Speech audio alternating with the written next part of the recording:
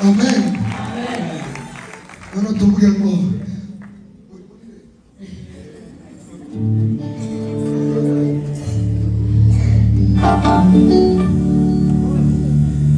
ibidashobokera abana b'abantu ku Mana yacu birashoboka. Ntabwo bindi yakuvuzeho araje abisohoze uturagarurira ibidashobokera abana b'abantu ku Mana yacu birashoboka. Ntabwo bindi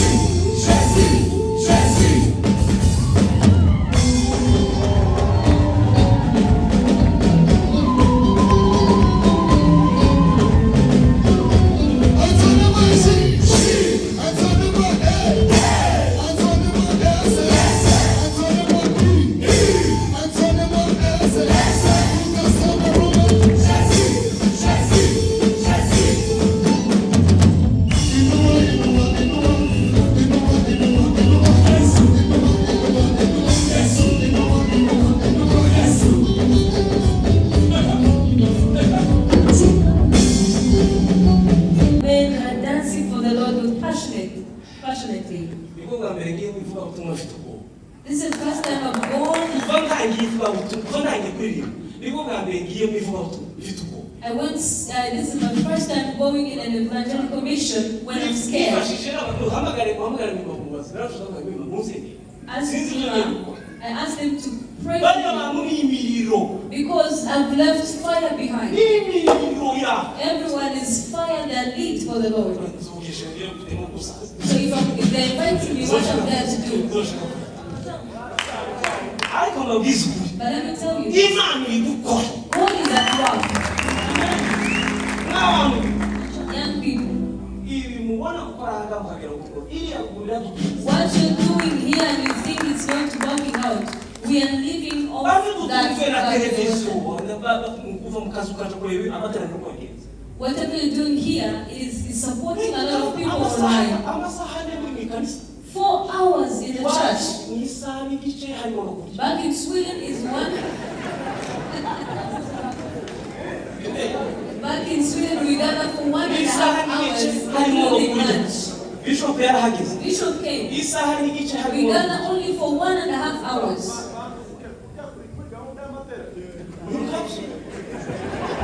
So we have 1 hour and a half including lunch and sharing food. So if you see,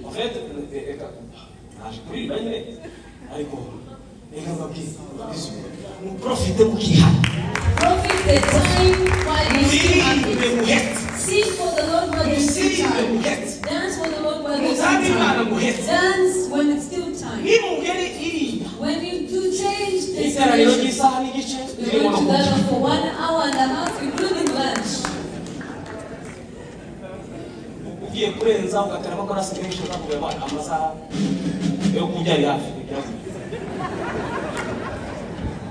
So, you're worshiping and you're enjoying and they'll tell you to have lunch. Stop, we're going to have lunch and that's it.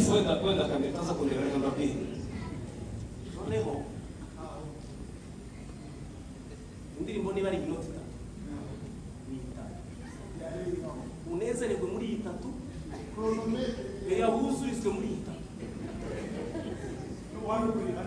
naho ngaho ndakureka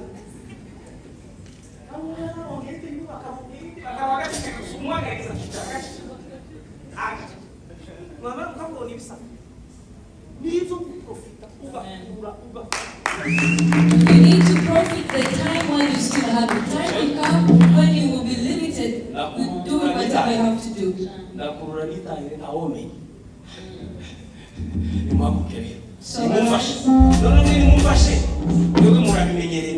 So you guys are used to this. Help me rejoice. Help me rejoice, God. Please feed me while there's still time. So when I go back, I will handle myself. But right now, help me rejoice, God.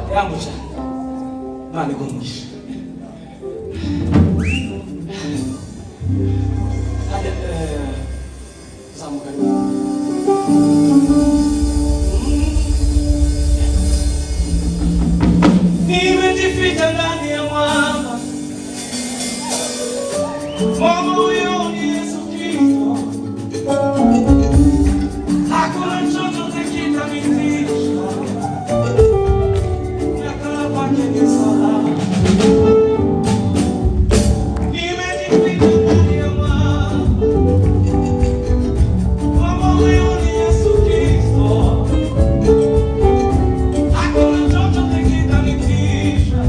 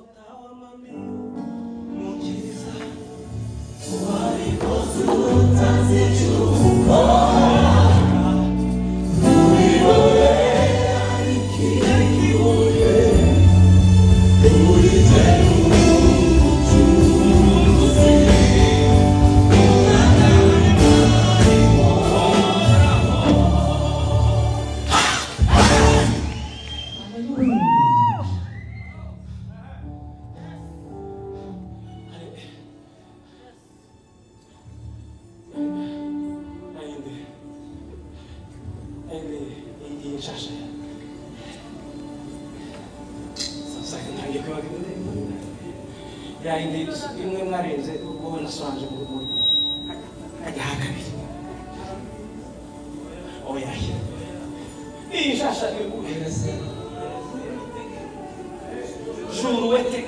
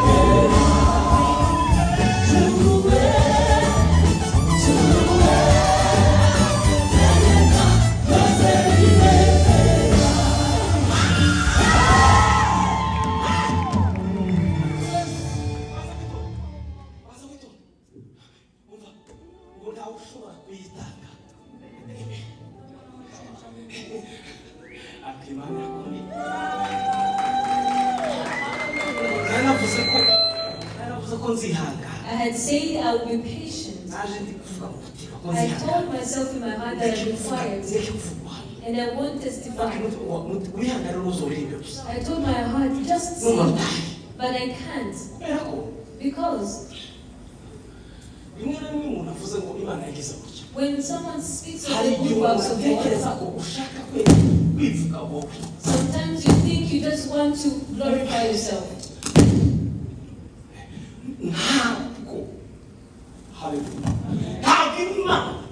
God, we don't do things so that we can be known, but God does things so that the glory can be returned to Him. Who I am today is for God's glory.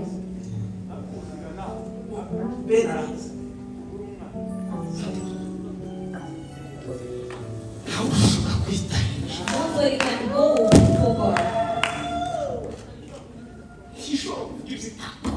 Whatever He says, He accomplishes. I remember one time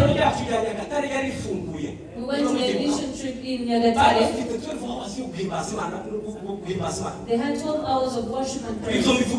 Why am I saying this? When I went, I was alone. When I reached there, I met Bona. They had just come from Ramagana. We sang from morning. We sang from morning. When it was around 3 p.m., I told them I'm going abroad. You can call Bona. And he says, I was prophesying and I was saying, he said, you're not leaving me behind. And wherever you go, I will go. Don't go alone. I was saying I'm going abroad and he says, we're going together. We kept dancing for the Lord.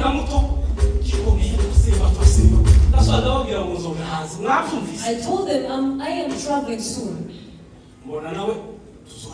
And Bona was like, I will follow you. And now we're neighbors where I stay.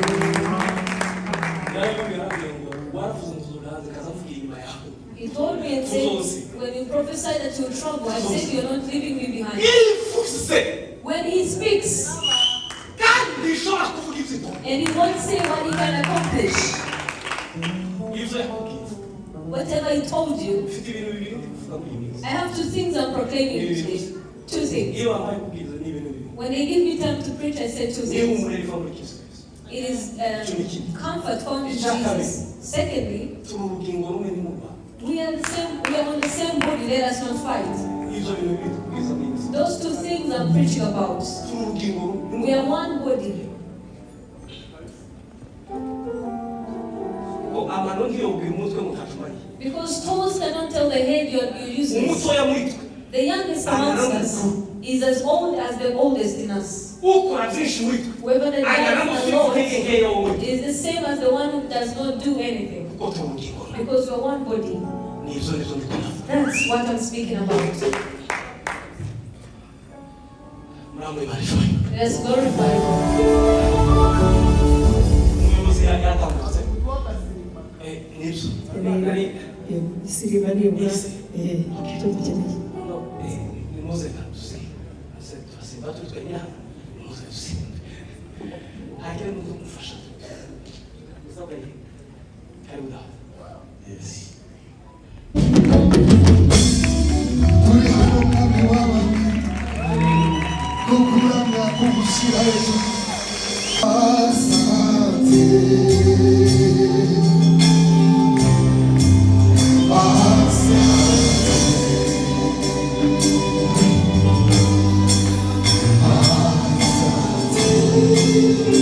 asante